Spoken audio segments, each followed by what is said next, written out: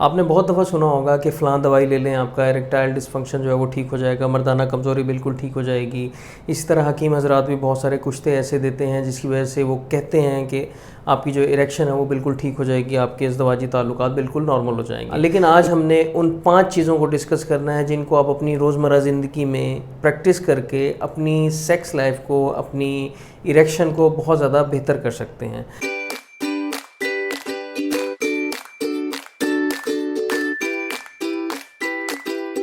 चलिए आज की वीडियो शुरू करते हैं। अस्सलाम वालेकुम, welcome to Urotalks with doctor Haris. मेरा नाम डॉक्टर मोहम्मद सिद्दीक हारिस है और मैं एक कंसल्टेंट यूरोलॉजिस्ट हूँ।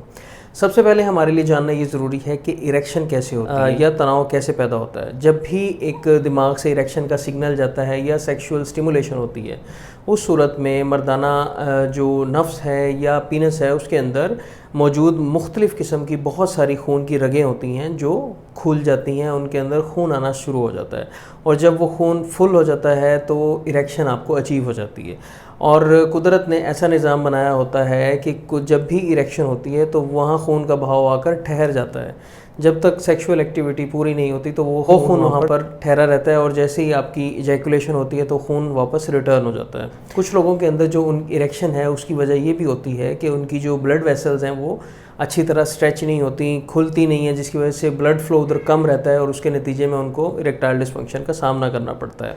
अच्छा, एक और इंटरेस्टिंग फैक्ट है वो ये कि काफ़ी सारे पेशेंट हमारे पास आते हैं जिनके अंदर टेस्टोस्टेरोन भी नॉर्मल होता है लेकिन फिर भी उनको इरेक्टाइल डिसफंक्शन का सामना करना पड़ता है। और कुछ ऐसे पेशेंट भी होते हैं जिनके अंदर टेस्टोस्टेरोन जो है वो लोअर लिमिट में होता है लेकिन उसके बावजूद उनकी जो इरेक्शन है वो बिल्कुल ठीक हो रही होती है, लेकिन इसके बावजूद उन्हें कोई ख़ास सेक्सुअल कंप्लेंट नहीं होती। तो इस थ्योरी से ये साबित होता है कि सिर्फ टेस्टोस्टेरोन नहीं, इसके अलावा भी कोई ऐसी चीज़ हो सकती है जिसकी वजह से आपकी इरेक्शन जो है वो बेहतर हो सकती है। इसी तरह के एक कंपोनेंट है जिसे हम नाइट्रिक ऑक्साइड बोलते हैं। नाइट्रिक ऑक्साइड एक ऐसा मॉलिक्यूल है जो आपकी बॉडी में खारिज होता है आपकी रगों के अंदर से। रगों के अंदर के जो सेल्स हैं जिसे एंडोथीलियल सेल कहते हैं वो नाइट्रिक ऑक्साइड खारिज करते हैं। में आपकी बॉडी के अंदर मौजूद तमाम रगें जो हैं वो डायलेट हो जाती हैं। डायलेट होने की वजह से उनके अंदर खून का बहाव ज़्यादा हो जाता है और यही खून का बहाव जब पीनस में ज़्यादा होता है तो उसके नतीजे में इरेक्शन बहुत अच्छी अचीव होती है। तो जब भी नाइट्रिक ऑक्साइड ज़्यादा होता है, बॉडी के अंदर अच्छे तरीके से काम करता है तो आपकी इरेक्शन भी अच्छी रहती है। इसी तरह जब हम पेशेंट को टैडेलाफिल देते हैं, वियाग्रा देते हैं, वो भी एक ऐसे पाथवे पे अमल करता है जिसके अंदर नाइट्रिक ऑक्साइड का जो अमल है वो ज़्यादा हो जाता है, जिसके नतीजे में आपको अच्छी इरेक्शन अचीव होती है। अब हम जान लेते हैं कि बॉडी के अंदर नाइट्रिक ऑक्साइड जो है और क्या क्या रोल प्ले करता है। नाइट्रिक ऑक्साइड बेसिकली आपके कॉर्टिसोल हार्मोन्स को, जो स्ट्रेस हार्मोन्स हैं, उनको रेगुलेट करता है। बॉडी जब भी स्ट्रेस में होती है जिसके अंदर कॉर्टिसोल का लेवल जो है वो काफ़ी ज़्यादा हो जाता है, उसके नतीजे में नाइट्रिक ऑक्साइड जो है वो कम हो जाती है और इसके नतीजे में आपको इरेक्टाइल डिसफंक्शन का सामना देखने में आता है। इसी तरह नाइट्रिक ऑक्साइड जो है ये आपकी बॉडी के अंदर ऑक्सीजन रिलीज़ के अंदर ज़्यादा पैदा होती है। जिन जिन पेशेंट को स्लीप एपनिया होता है, स्लीप एपनिया से मुराद एक वो कंडीशन है जिसमें इंसान सोते सोते जिसका सांस उखड़ जाता है, उसके नतीजे में बॉडी के अंदर जो ऑक्सीजन की कमी है और नाइट्रिक ऑक्साइड की जो रिलीज़ है वो भी कम हो जाती है।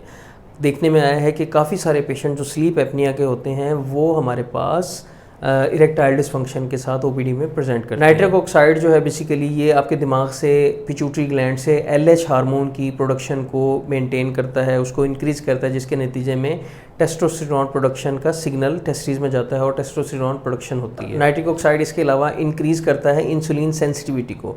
ऐसे पेशेंट जो डायबिटिक होते हैं उनके अंदर इंसुलिन की जो सेंसिटिविटी है वो काफ़ी ज़्यादा ख़राब के नतीजे में उनकी नाइट्रिक ऑक्साइड की प्रोडक्शन भी जो है वो इम्बैलेंस रहती है और उसके नतीजे में उनको इरेक्शन का प्रॉब्लम भी हो सकता है, इरेक्टाइल डिसफंक्शन का भी शिकार हो सकते हैं। आपको डिस्कशन से अंदाज़ा हो ही गया होगा कि नाइट्रिक ऑक्साइड कितना ज़्यादा सिस्टम्स के अंदर इन्वॉल्व रह के आपकी इरेक्शन को जो है मेंटेन रखता है, उसको बैलेंस रखता है।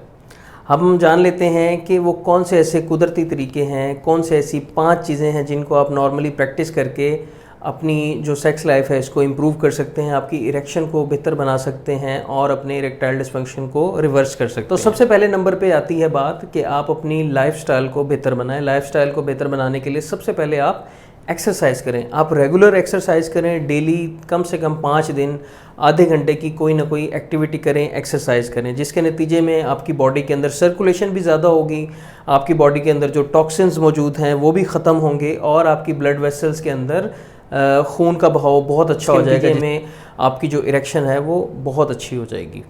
इसके अलावा एक बात का और ख्याल रखें कि जब आप एक्सरसाइज कर रहे हों उस वक़्त आप नेज़ल ब्रीदिंग करें, मतलब नाक से सांस लें। नाक से सांस लेने से ये देखा गया है कि बॉडी के अंदर ऑक्सीजन की जो सैचुरेशन है वो ज़्यादा अच्छे तरीके से मेंटेन रहती है, जिसके नतीजे में नाइट्रिक ऑक्साइड की प्रोडक्शन भी बेहतर होती है और आपकी इरेक्टाइल डिस्फंक्शन भी ठीक हो जाती है। दूसरे नंबर पे कुछ ऐसी खाने की चीज़ें हैं जैसे चुकंदर का इस्तेमाल है, इसके अलावा पालक का इस्तेमाल है, सब्ज़ पत्तों वाली सब्जियों का इस्तेमाल है। इन सब चीज़ों के अंदर नाइट्रिक ऑक्साइड या नाइट्रेट्स पाए जाते हैं जो कि आपकी बॉडी के अंदर नाइट्रिक ऑक्साइड के बैलेंस को मेंटेन रखने में हेल्प। इसके अलावा तीसरे नंबर पे बात आ जाती है जो मैं अक्सर पेशेंट्स को अपने बताता हूँ कि शुगर का इस्तेमाल कम से कम करें। चीनी का इस्तेमाल आपको बहुत सारी बीमारियों का सामना करा सकता है।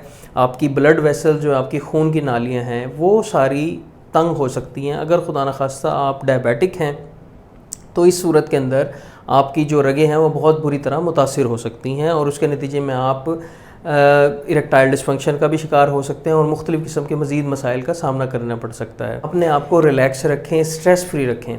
ये देखने में आया है कि जो बंदे ज़्यादा रिलैक्स रहते हैं उनके अंदर एक तो उनकी लाइफ एक्सपेक्टेंसी भी ज़्यादा होती है और इसके अलावा उनकी जो पर्सनल लाइफ है, सोशल लाइफ है और इसके अलावा सेक्शुअल लाइफ है वो बहुत ज़्यादा अच्छी रहती है।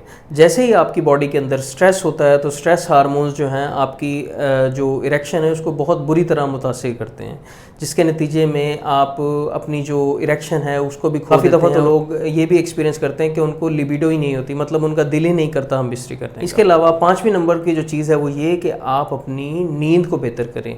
कोशिश करें कि आप रात को जल्दी सोएं और सुबह के वक्त जल्दी जागें।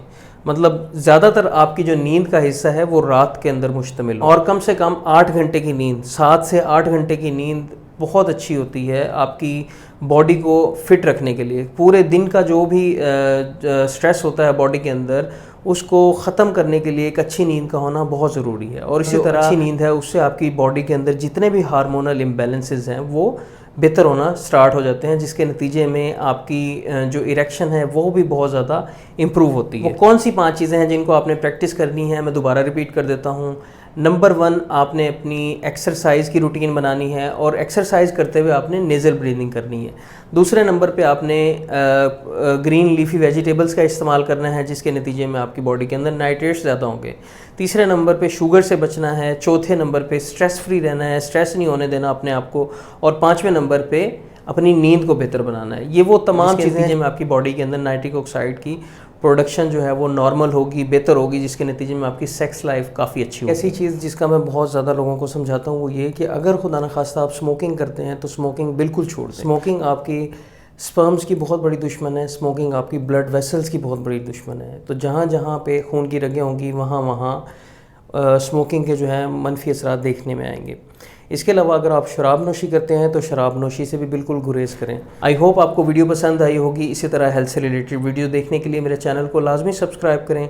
अपना बहुत ख्याल रखें। अल्लाह हाफिज़।